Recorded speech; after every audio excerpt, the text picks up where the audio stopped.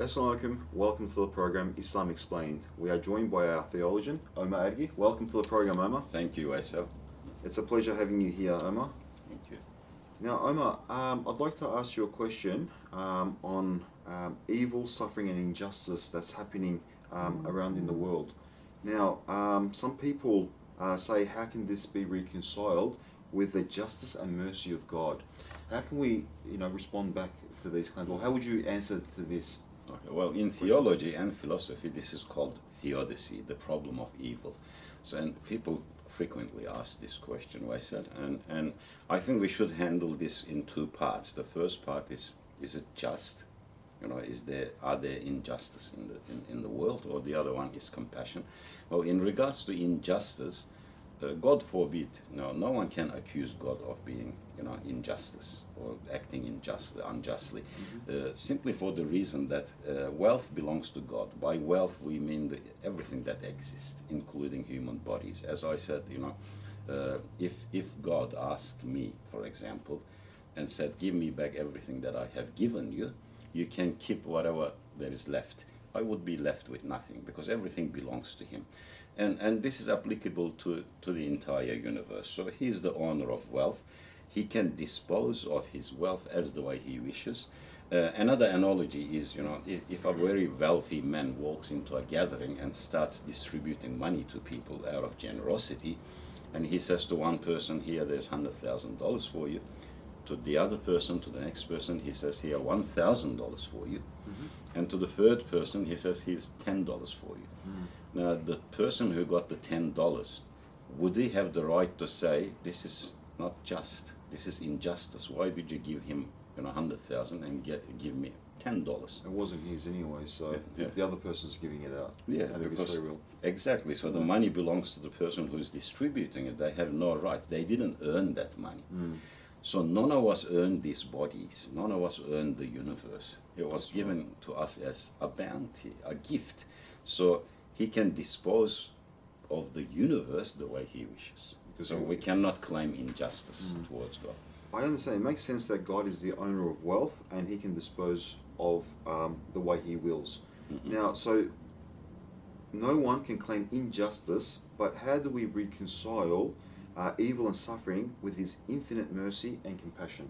Yes, this is an important question, isn't it? That's right. Yeah, because in Islam we say that, even we begin reciting the Quran with Bismillahir Rahmanir Rahim, Rahman and Rahim. Yeah. So he's most compassionate, most merciful. That's right. Then how can we reconcile with suffering and evil on earth?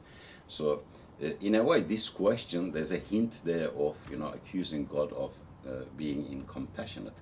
Right. But think about this way, imagine the reflection of the sun on the mirror. And we see this little sun appearing on the mirror. And this sun on the mirror, the reflection, claims that it has more brightness than the sun itself. Now, the reason I gave this analogy is our compassion as human beings originates from God's compassion anyway. There is a hadith where the Prophet Muhammad says that compared to God's compassion, human compassion is like a drop in the ocean. Wow. So we are, accusing God of being incompassionate with the compassion that He's given to us. It sounds a bit illogical. Yeah. So in Islam, God's compassion is infinite. There's no limits to it. And we see this from the manifestations of, sustenance to all living beings on earth, healing given to all living beings as well. It is all manifested all over the universe and in the world as well. Yeah. So if God's so compassionate, then why does he allow the evil and suffering still to continue? Maybe perhaps we can break down evil and suffering into three categories. Okay, And sure. we can say the first category is humans inflicting suffering and evil onto other humans. Okay. Because if we analyze the world, what's happening on earth, you have to accept that most of the suffering and evil on earth is caused by human beings. That's right.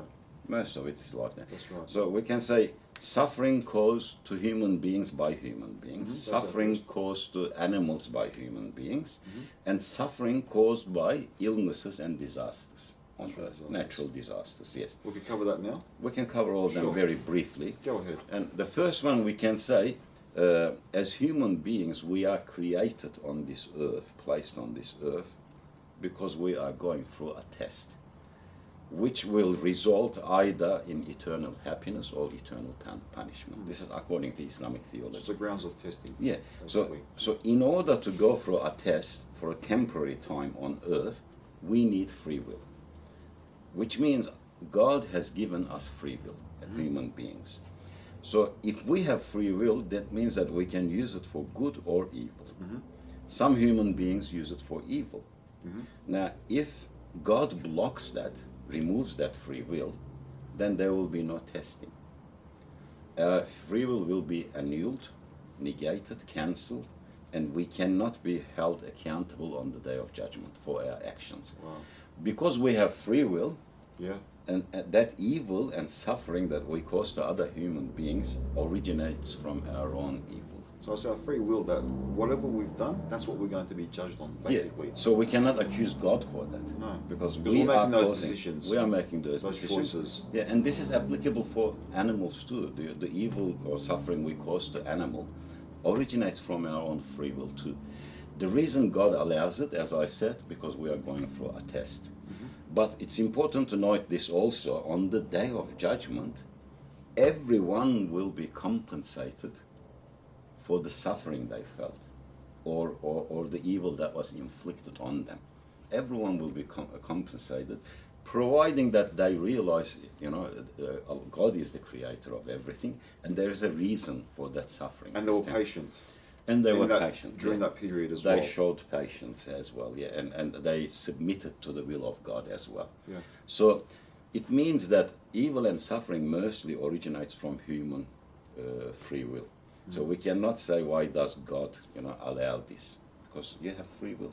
You can choose to do evil or not to do evil, not to cause suffering. And the third category is natural disasters. We usually look at the picture from a very close point, and we see those little brush strokes. We see that it smudges, and we think, why is this like that? On a painting. On a painting, for example, if we stand distant from the painting, we can see the bigger picture. we can see the bigger picture, and then we realize why the smudges are there, because it makes up the whole painting. It turns into a masterpiece of art, isn't it? That's correct. So everything that occurs in the universe occurs for a reason. So if there's an earthquake, there's a reason. The reason why tectonic plates move, because in the past 3 billion years on Earth, the movement of the tectonic plates allowed the shaping of the Earth's surface. Allowed for mountains to occur, allowed for valleys to occur. And this is a very good, we can say, very good argument for why those things occur. Or, for example, lightning. It strikes every day on Earth. Thousands of times a day. Thousands of times a day, and in fact, sometimes it can cause, forest fires, and things like that. Yeah, it could be damaging, but in reality, there's great benefits in lightning strikes. One of them is it actually releases the nitrogen from the water, which fertilizes the soil so that we can grow plants. This is very important. The other one is it produces the ozone layer. Wow. So we need lightning. Yeah. So things that may seem to us as ugly or disastrous, in reality, when we look at them from a bigger picture, we realize that they're there for a reason. Yeah. And there's a reason behind them, yes. But we should also be cautious. I mean, if we're in a earthquake-prone area, that we should build our buildings accordingly. This is a very important point you made, Waisel, because some people think, okay, submit to the will of God. That's not submission, really. As you know, there's a hadith when a Sahabi, companion of the Prophet, comes to Medina and he's going to pray in the masjid, and he says to Prophet Muhammad, peace and blessings be upon him, should I tie up my camel or should I submit to the will of God? Yeah. And the Prophet says, tie your camel up and then submit to the will of So God. take the precautionary measures Take before the precautionary and then measures. submit to it. Yeah, if you're ill, use the medicine, or take the precaution before it happens, or make sure that you build reliable buildings that could withstand a certain level of earthquakes. So take all the necessary measurements required by certain standards, and then whatever happens, you say this was the will of God after. And Yes. that example might also be used for people being unjust to other people. Try to not fall into those situations where they may, use and abuse you, or take advantage of you, or Yes, do try bad things. to So you avoid have to it. avoid all those things as well. So we shouldn't cause evil and then say that why does God allow evil? That's why right. does God We've got to create prevent evil? it as much as You know, possible. yeah. But if it does happen, then obviously we will be compensated for other things as well. Yes. Yes. So thank you, Omar, for Yeah. explaining those questions and with those analogies as well. It was very well explained. And I'd like to thank our viewers as well for joining in, and we'll see you next time. Thank you.